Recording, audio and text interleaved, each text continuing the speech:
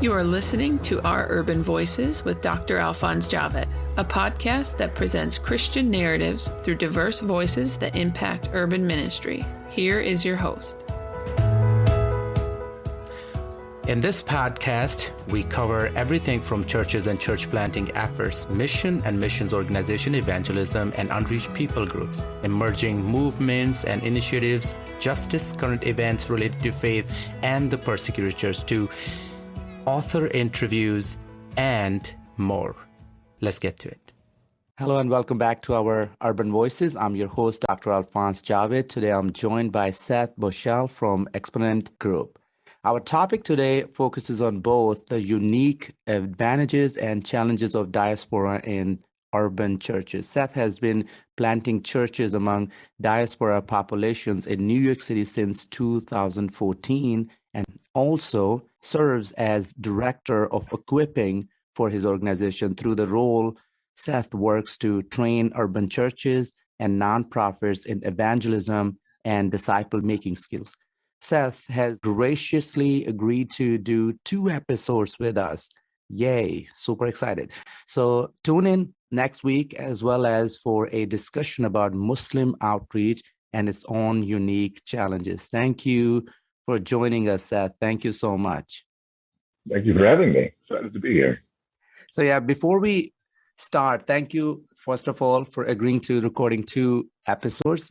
But before we get started, please tell us very briefly about your family. I believe family is so important because it makes us, it connects us, and the audience can hear you when I think they will connect with you when you talk about your family and your personal life a little bit. So share a little bit briefly about your family.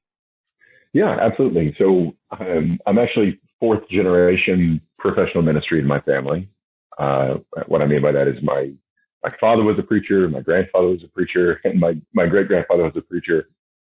So I grew up in a ministry setting, and I feel like one of the advantages to that, besides just giving me a strong foundation in faith, was getting to learn from the ministry experiences of different generations.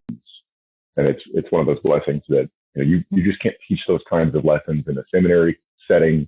It really requires listening to the personal stories of ministry relationships over the course of decades. And so that's kind of the family I come from, and they've been very supportive and encouraging of my career in the mission field. So tell us a little bit. So you're talking about career in missions and background and all that, but I think it's important to just also describe a little bit about your job. Where do you work? What your job looks like on a day-to-day basis? Sure. So it looks a little different now than it did in the early years. In the early years, I started out as part of a missionary team. Everyone on our team was a full-time vocational missionary, and we would help plant them in a particular diaspora neighborhood or part of the city. As you know, diaspora look different depending on where you are in the city. But basically, assign a missionary people group, and that's kind of their focus. And in the early years, it's almost 100% evangelism, because as a new missionary, you don't have really any relationships in the city.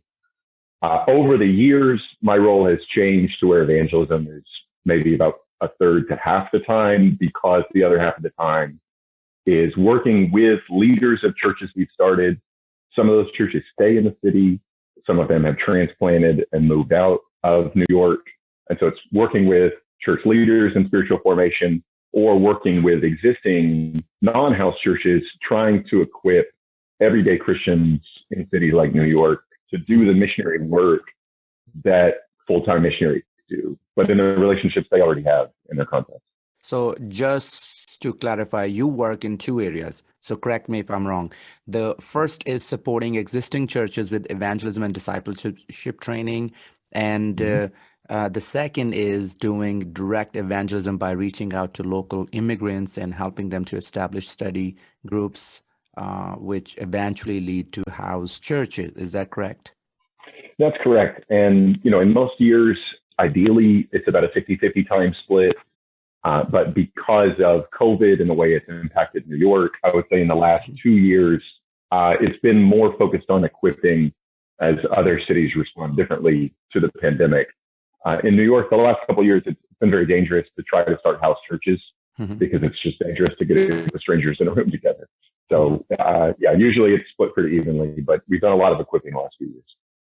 So what are the greatest challenges facing the churches that you help to equip, especially in the New York City context?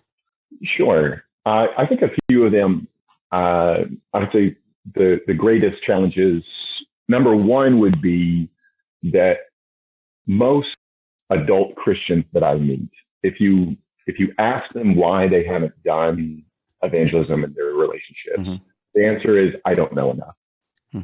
And I would say, we work across a lot of different denominations, and this is true for pretty much all of them, that within the faith formation of most American churches, there is a belief that in order to do evangelism, I have to be a Bible expert at the beginning. And that if I'm going to try to have any spiritual conversations, I need to be able to answer every potential question that might come up. And for that reason, I think a lot of people who are mature Christians who have been devout, maybe their entire lives or their entire adult lives, still feel incapable of making a disciple because they have a sense that the bar is set really, really high in terms of education in order to share your faith. And I think that is a notion of ministry qualification that we don't see in Jesus' own work with his disciples. Yeah. So that's the greatest challenges facing the churches that you help to equip. But what are the greatest challenges facing diaspora churches? Well, I think it's somewhat related, but a big one would be when we're working in a diaspora setting, there's a lot of assumptions about relationships, particularly about time versus kind of event orientation, that can be difficult for people that don't have any background in cross-cultural work. And so a lot of the new missionaries that come, they don't quite understand logistically how different ministry is going to be from a setting where maybe they came out of and their spiritual formation was. So by way of example, most of our church settings in a traditional context, what time church starts, and you also have a pretty good expectation of what time church is going to end. Right. That's right. In a diaspora setting, it's going to look a lot more like a dinner party would in an immigrant neighborhood. So if we say church starts at 6, that means that people are still going to be showing up maybe 7:30, 8 o'clock, and there's an orientation toward relationship that's very different than what I grew up in, which is that in a diaspora community, by and large, obviously this is overly generalized, there's an expectation that you interact with your meaningful relationships a lot more frequently than was true for friendships in the setting that I grew up in. And so it's not uncommon for the people to call you every single day or to expect to see you almost every day of the week. Right. And that's a very high relational expectation that I think as workers in a diaspora setting, we want to honor and respect. And I think a lot of people, or at least American Christians, coming into that setting really underestimate how much it's going to require of them as a friend, as a neighbor. And this is not, this is not a ministry context that you can talk to people once a month and expect to have a meaningful and deep friendship. Right. But I think along with that, most of our diaspora neighbors don't control their own schedule. And so we need to be available when they're available. And often what that means is that there's a lot of late nights. Church doesn't necessarily meet on a Sunday morning because not everyone is able to get off work. It meets when they're able to meet. Right. And those kinds of logistical shifts in how we do ministry are typical for missionaries, but can be pretty foreign for people sitting in the pews. Yeah.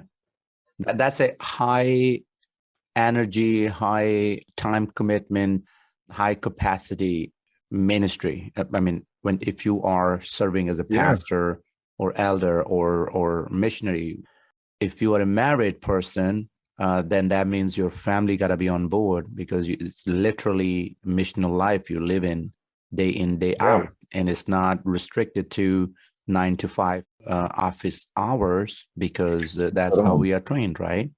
No. And it also means that the metrics that most churches have around the programs need to also become more incarnational if they're going to work in that setting.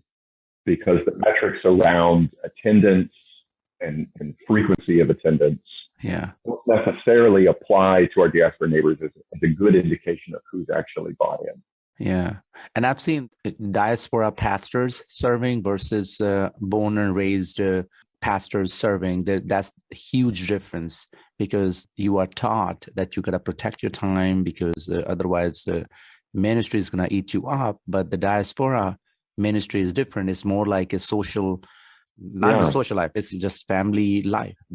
Just the way you respond to your a son or daughter or brother, sister, cousin, same way you're responding in diaspora setting. Those families are your families. And that's so wonderful. Okay, so we have actually talked before on the podcast about how immigrants in the U.S. are actually very influential in their home countries, whether we're talking about, especially, South Asian cultures.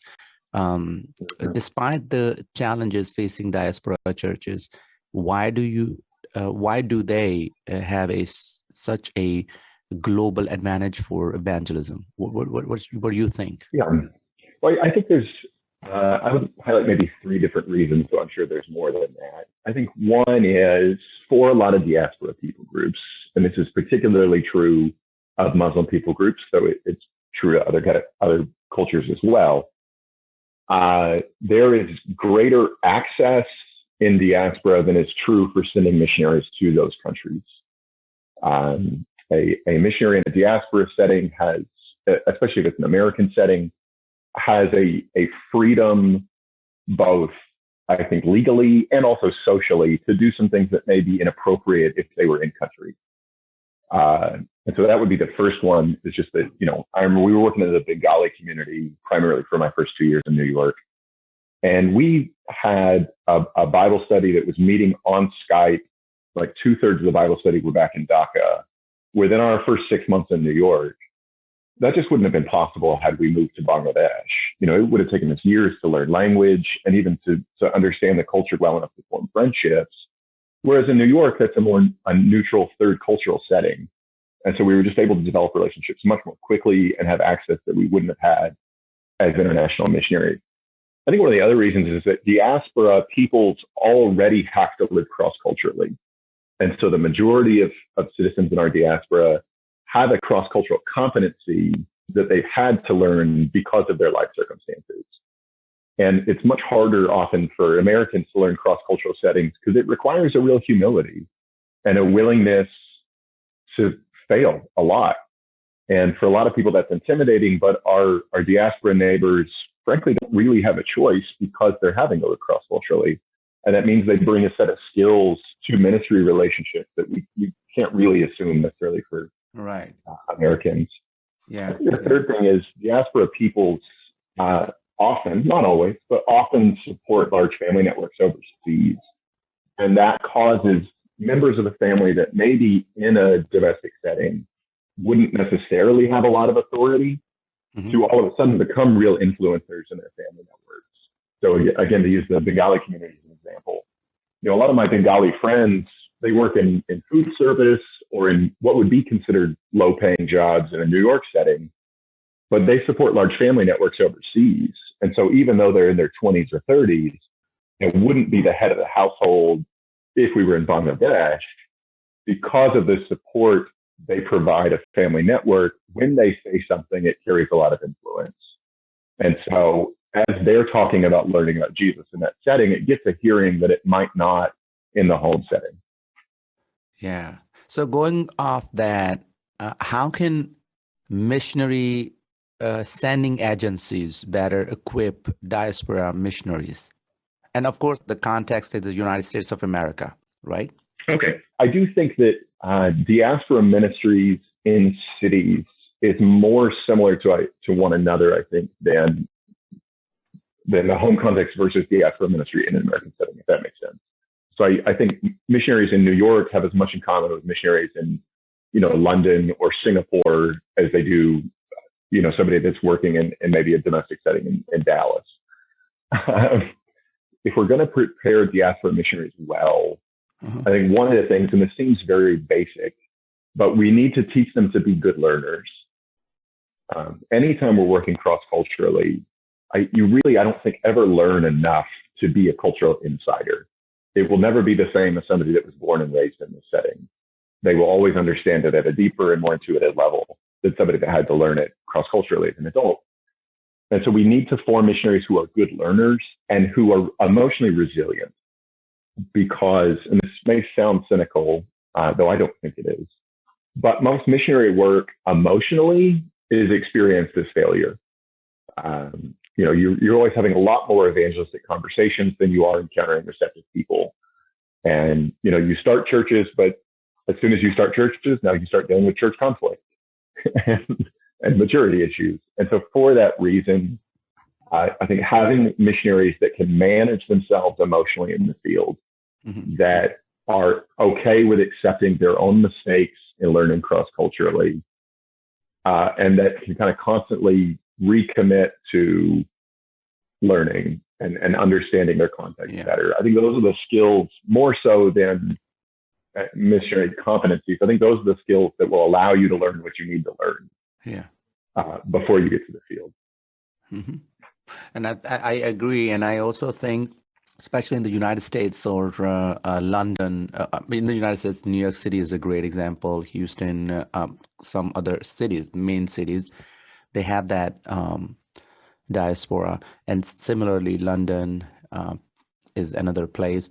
But by and large, I don't think other cultures can even do that at this point, because they do not have.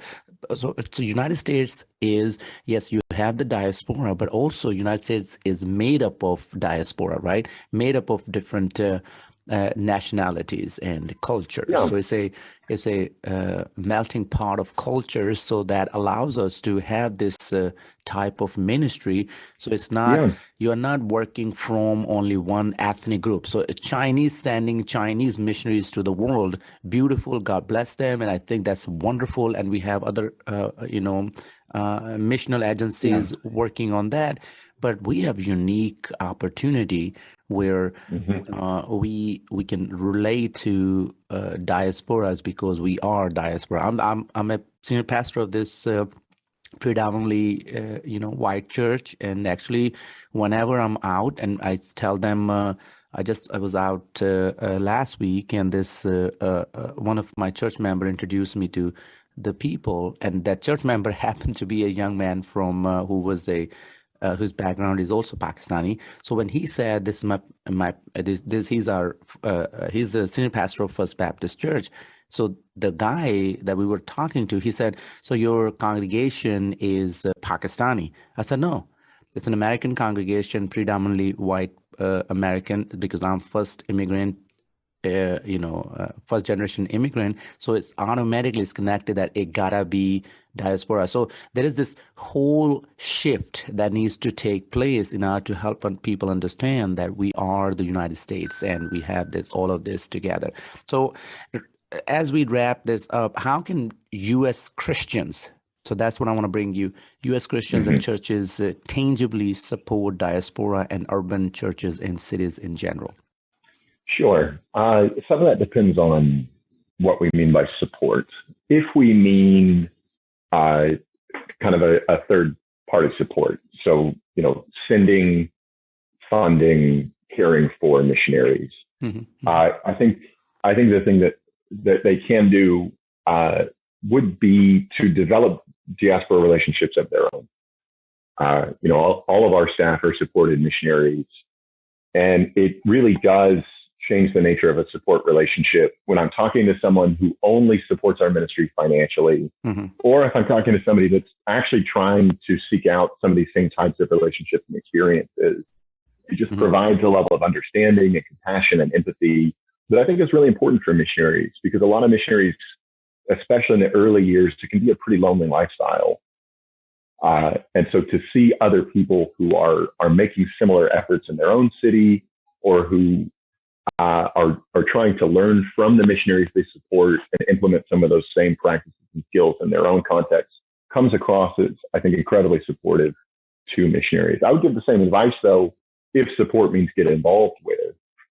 I think it's really important as we go through a lot of the transitions we are around urbanization, around globalization.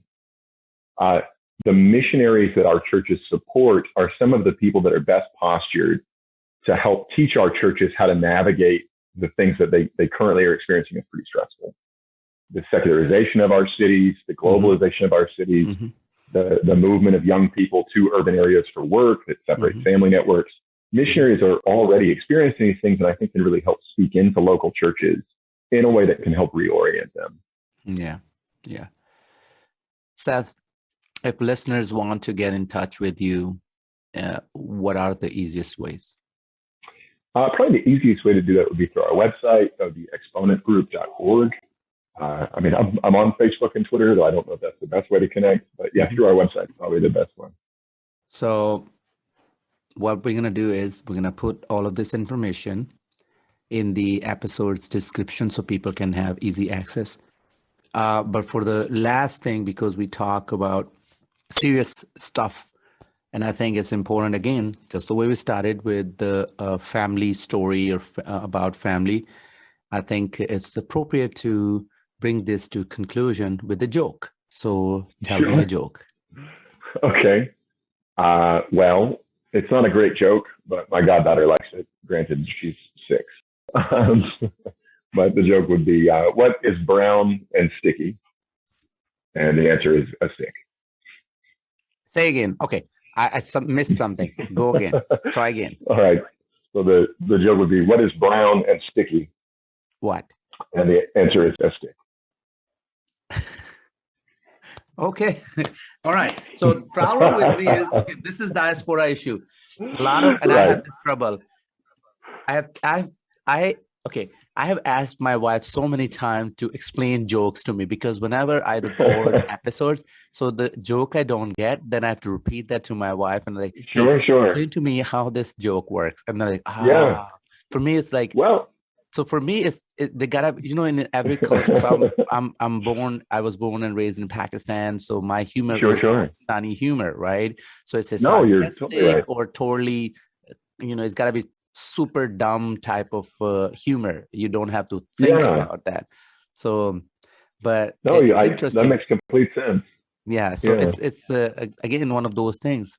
We are made up of so many cultures. So it's just this teeny tiny detail is so important. Thinking about your network and what you guys doing to train people.